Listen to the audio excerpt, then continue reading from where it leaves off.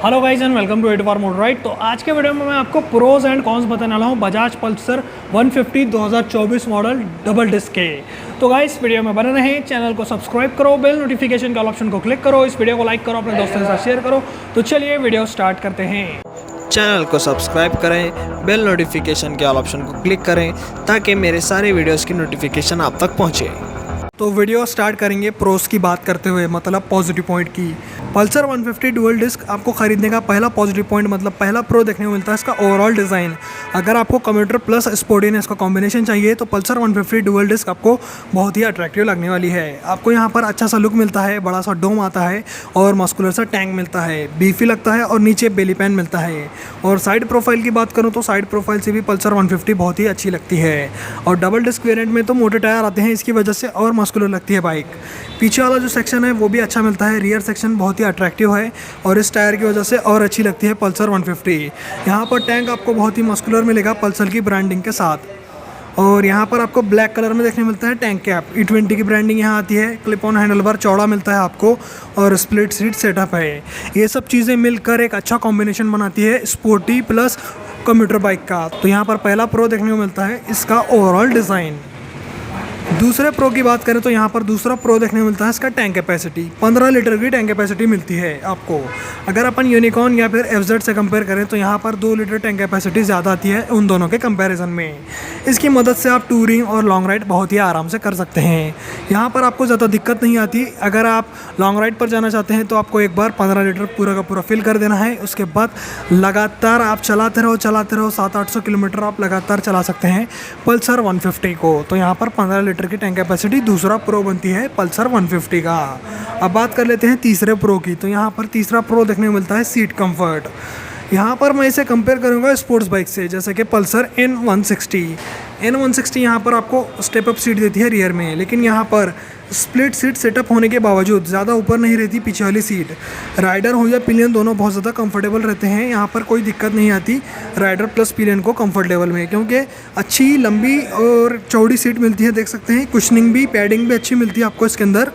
इसकी वजह से क्या है, लॉन्ग राइड में आपको कंफर्ट लेवल अच्छा मिलता है। और राइडिंग पोजीशन भी थोड़ा लीन है, ज़्यादा ही लीन नहीं है, R15 जैसी थोड़ी लीन मिलती है। उसके बावजूद आपको राइडिंग पोजीशन अच्छी दिखती है और साथ ही साथ कंफर्ट लेवल भी आपका बना रहता है। और लॉन्ग राइड में कंफर्ट लेवल बना रहने की वजह से राइड क्वालिटी अच्छी होती है और यहाँ पर क्या है, राइड कंफर्ट बढ़ जाता है पल्सर 150 का। तो यहाँ पर आपको तीसरा प्रो देखने को मिलता है इसका कंफर्टेबल सीट्स। अब बात कर लेते हैं चौथे प्रो की। तो यहाँ पर चौथा प्रो है इसका ओवरऑल वेट। 150 किलोग्राम की ये बाइक आती है, उस हिसाब से देखते हैं तो 150 kg थोड़ा हेवी लगेगा, लेकिन इसका फ़ायदा रहता है हाईवे पर। अगर आप 100 के ऊपर हैं या 100 की स्पीड के करीब हैं तो आपको हाईवे पर स्ट्रेट लाइन स्टेबिलिटी बहुत ही बढ़िया मिलती है पल्सर 150 से। अगर अपन N160 या फिर अपनी यूनिकॉर्न से कंपेयर करें, यहाँ पर आपको हाईवे पर स्टेबिलिटी इस बाइक की ज़्यादा मिलेगी, स्ट्रेट लाइन स्टेबिलिटी भी ज़्यादा मिलेगी, क्योंकि इसका व्हील बेस भी ज़्यादा है N160 के सामने। और यहाँ पर वेट ज़्यादा होने का फ़ायदा आपको हायर स्पीड्स में महसूस होता है स्टेबिलिटी के थ्रू। तो यहाँ पर आपको देखने को मिलता है चौथा प्रो इसका हेवी वेट होना। पांचवें प्रो की बात करें तो यहाँ पर आपको सेमी डिजिटल मीटर मिलता है। सेमी डिजिटल मीटर पुराना है, लेकिन बहुत सारे लोगों को एनालॉग टैकोमीटर पसंद है, तो इसके अंदर वो आपको मिल जाता है। इसके अंदर आपको देखने मिलता है सेमी डिजिटल मीटर। इसके अंदर आपको speedometer, odometer, trip meter, fuel gauge, tachometer analogue में। और यहाँ पर देखने को मिलता है आपको side stand indicator, service reminder, low battery indicator, RPM limit, engine check light, neutral light और ABS warning light, low beam high beam light और engine check light. Engine check light तो वहाँ है, यहाँ पर इंडिकेटर वाली लाइट मिलती है। बाकी initial fuel economy, average fuel economy 1 और 2 और ट्रिप 1 ट्रिप 2 मिल जाता है। डिस्टेंस टू एम्प्टी मिलता है आपको और फ्यूल गेज मिलता है, रीसेट का बटन मिलता है। अगर आपको सेमी डिजिटल मीटर चाहिए तो इसका मीटर आपको ज़्यादा पसंद आने वाला है as compare to full digital meter. और टैकोमीटर एनालॉग में रहने की वजह से आपको अच्छा थ्रस्ट मिलता है जब भी आप एक्सेलरेट करते हैं तब। स्विच गियर्स की बात करें तो राइट साइड में इंजन किल स्विच, इसके नीचे सेल्फ स्टार्ट बटन, और लेफ्ट साइड में आपको पासिंग स्विच मिलता है पीछे, ये लो बीम हाई बीम, ये इंडिकेटर और इसके नीचे हॉर्न। अच्छा लाउड हॉर्न मिलता है आपको और क्लिप ऑन हैंडल बार देखने को मिलता है यहाँ पर। और इसके अंदर आपको बैकलाइट स्विचेस मिलते हैं, देख सकते हैं आप, बैकलाइट स्विचेस हैं, लाइट आती है इसके अंदर। तो यहाँ पर पांचवा प्रो रहता है इसका ओवरऑल डैशबोर्ड का डिज़ाइन और फीचर्स। छठा प्रो में आता है इसका इंजन की परफॉर्मेंस। यहाँ पर आपको 150 सीसी का DTSI air cooled single cylinder 4 stroke 2 valve BS6 Festo complaint fuel injected engine मिलता है, जो कि मैक्स पावर निकालता है 14 bhp की और मैक्स टॉर्क निकालता है 13.2 न्यूटन मीटर का विद 5 स्पीड गियर बॉक्स। इससे आपको मिड रेंज परफॉर्मेंस बहुत तगड़ी मिलती है। FZ और यूनिकॉर्न के कंपैरिजन में इसकी परफॉर्मेंस मिड रेंज में बहुत ही ज़्यादा अच्छी लगती है। टॉप एंड में भी ये बाइक यूनिकॉर्न और FZ को किल कर देती है, लेकिन N160 के सामने थोड़ी परफॉर्मेंस कम लगती है क्योंकि ये 16 bhp है और ये 14 bhp है। 2 bhp का आपको डिफरेंस देखने को मिलता है, लेकिन अगर अपन यूनिकॉर्न और FZ से कंपेयर करेंगे तो इसकी परफॉर्मेंस आपको ज़्यादा अच्छी लगने वाली है और इसके रिफाइनमेंट लेवल्स भी आपको पसंद आने वाले हैं अगर आप एक अच्छी और ज़्यादा परफॉर्मेंस वाली बाइक ढूंढ रहे हैं तब।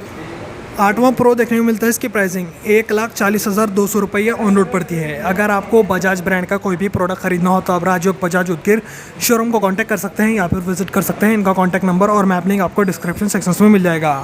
और 1,40,200 रुपये इसकी प्राइसिंग है यहाँ पर, और 1,40,200 रुपये में ये वैल्यू फॉर मनी प्रोडक्ट लगता है मुझे, क्योंकि यहाँ पर परफॉर्मेंस अच्छी मिलती है, डिज़ाइन अच्छा मिलता है, वेट ज़्यादा है, टैंक कैपेसिटी भी अच्छी है। पॉजिटिव पॉइंट तो मैंने बहुत सारे बता दिए, इसलिए मैं इसकी प्राइसिंग को 8वें प्रो में पकड़ता हूँ। बाकी आपको प्राइस कैसी लगी आप कमेंट सेक्शन में बताना।